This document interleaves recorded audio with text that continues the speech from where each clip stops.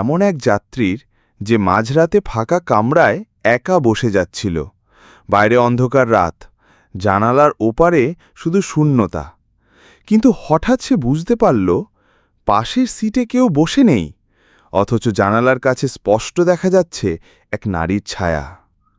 গল্পে ঢোকার আগে বলি, যদি এরকম শিহরণ জাগানো ভৌতিক গল্প ভালো লাগে তাহলে এখনই চ্যানেলটা সাবস্ক্রাইব করে রেখো, কারণ আমরা নিয়ে আসি বাস্তব ও কল্পনার মিশেলে এমন কাহিনী যা আপনাকে ভয় আর কৌতূহল দুটোই একসাথে অনুভব করাবে। রাত 12টার ট্রেন, স্টেশন প্রায় ফাঁকা। অরুণ অফিসের কাজ শেষ করে শেষ ট্রেনে উঠল। পুরো কামরায় মাত্র 2-1 যাত্রী, আর কয়েক মিনিট পরই তারা নেমে গেল। তখন পুরো কামরায় শুধু অরুণ, তার সিট জানালার পাশে, আর সামনের সিট খালি। ট্রেন চলতে শুরু করল। বাইরের অন্ধকারে শুধু মাঝে মাঝে দূরের আলো ঝলকাচ্ছে। জানালার কাছে অরুণ নিজের প্রতিচ্ছবি দেখতে পেল, কিন্তু কিছুক্ষণ পর সে আটকে উঠল। তার পাশে কেউ বসে নেই, অথচ কাছে স্পষ্ট দেখা যাচ্ছে এক নারীর ছায়া। প্রথমে সে ভাবল হয়তো আলো প্রতিফলন বা কোনো ভুল দৃষ্টি, কিন্তু পরের মুহূর্তেই কাঁচের প্রতিচ্ছবি মাথা ঘুরিয়ে তার দিকে তাকাল আর হাসল। অরুণ তড়িঘড়ি উঠে দাঁড়াল, কিন্তু চারপাশ ফাঁকা।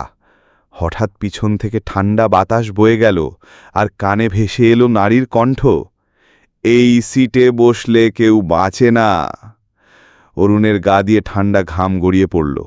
সে দ্রুত কামরার অন্য প্রান্তে গিয়ে বসতে গেল, কিন্তু দেখল যেদিকে সে যাচ্ছে সেই সিটেই যেন মেয়েটি বসে আছে। ফ্যাকাশে মুখ, চোখ নেই, ঠোঁটে হাড় কাঁপানো হাসি। ট্রেনের আলো এক মুহূর্তের জন্য নিভে গেল। অন্ধকারে শুধু শোনা গেল অরুণের হাঁপানোর শব্দ, আর হঠাৎ গলা চেপে ধরা এক ঠান্ডা হাতের চাপ। পরের দিন সকালে যখন ট্রেন ডিপোতে ঢুকল, তখন কামরার ওই সিটটা ভিজে ছিল, যেন কেউ সেখান থেকে উঠে গেছে। কিন্তু অরুণকে আর পাওয়া গেল না।